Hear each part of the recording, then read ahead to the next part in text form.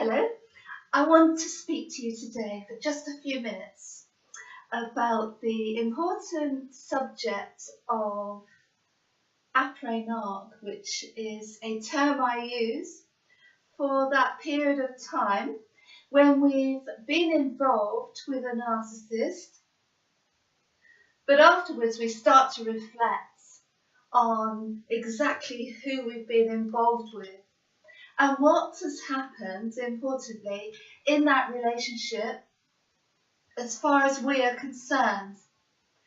And in some ways, that's an important time to reflect, not in order to halt our healing, but actually to understand what has happened when we're involved with a narcissistic person who has potentially, and more often than not, affected our lives negatively in some way.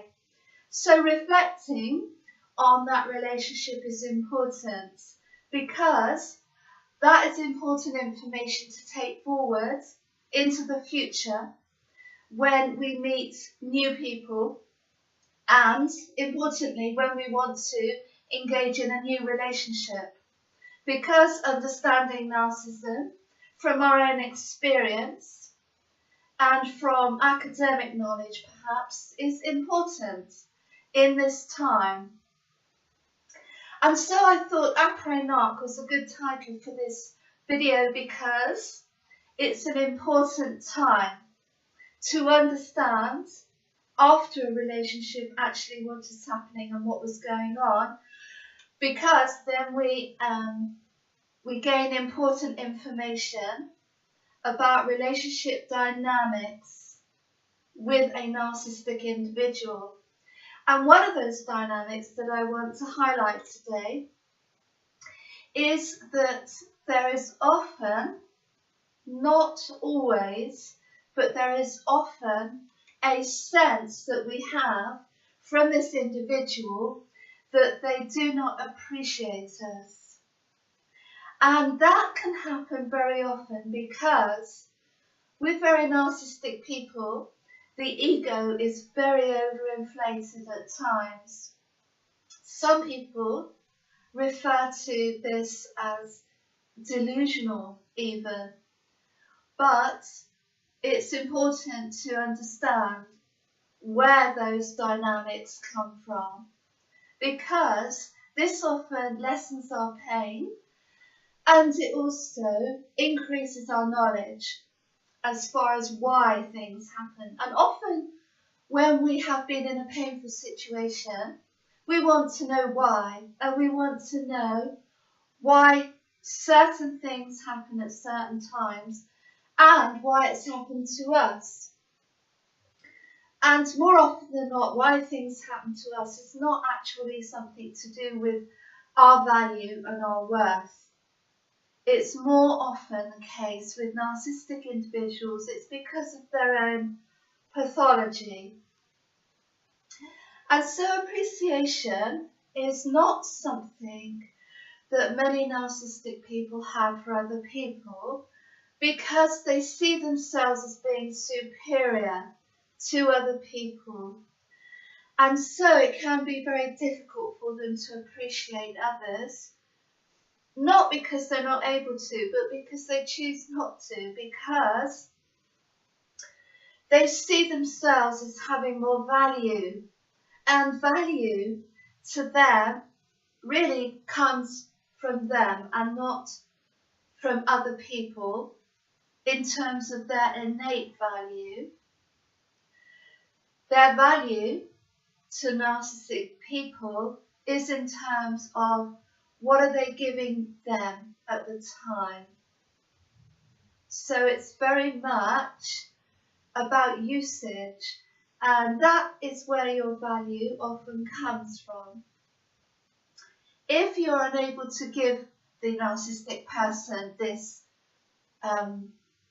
usage in terms of your value, in terms of what you're giving them, they often lose interest and go away, possibly, to find someone who will give them what they want. But for the time being, as long as you are in that relationship and performing your function in terms of serving the narcissistic person in their view, which is supporting their ego, then more often than not you are going to be wanted around. But as far as authentic appreciation, that is unlikely to happen with a truly narcissistic person, because when we appreciate something, it's because we recognize its value.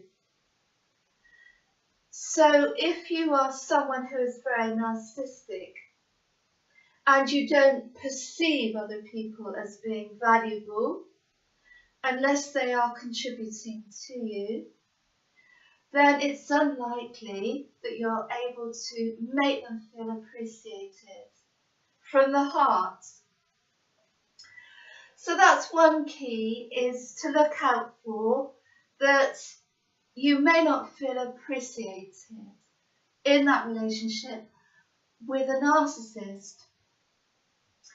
And another thing to look out for is that once the narcissistic individual has found out that you're not serving their purpose and their ego and performing your function, this could be, as I mentioned, when they withdraw.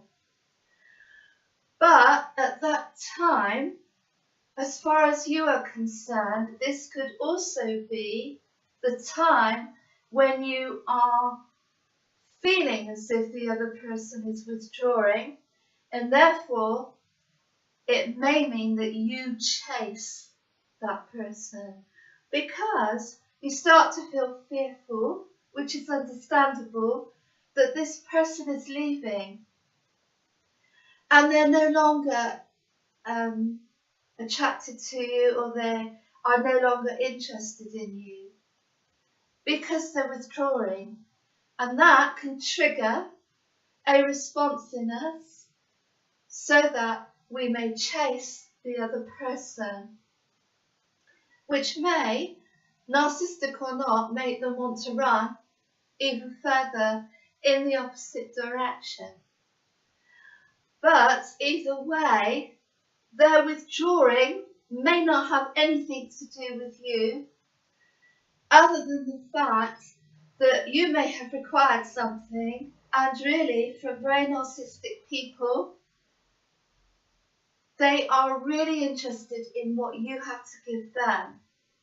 And if they perceive that as dropping off and they withdraw as a result, it may just trigger something within you, and it may make you want to chase that person to engage them again and to try and get them back,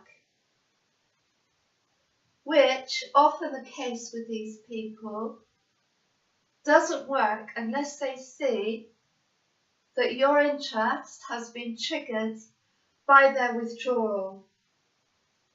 In which case, if we chase at that time, it could reinforce their ability to use abandonment in order to manipulate us.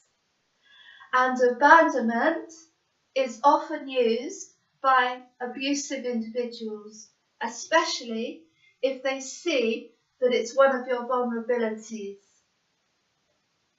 And abandonment is often used in abuse in order to draw the victim back in.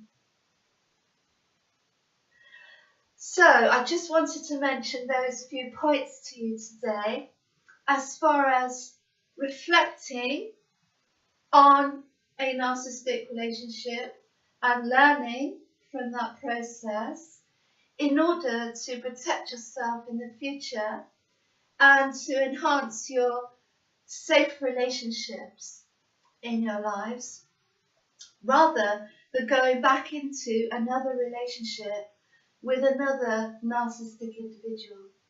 So as always, stay safe and happy. Bye bye.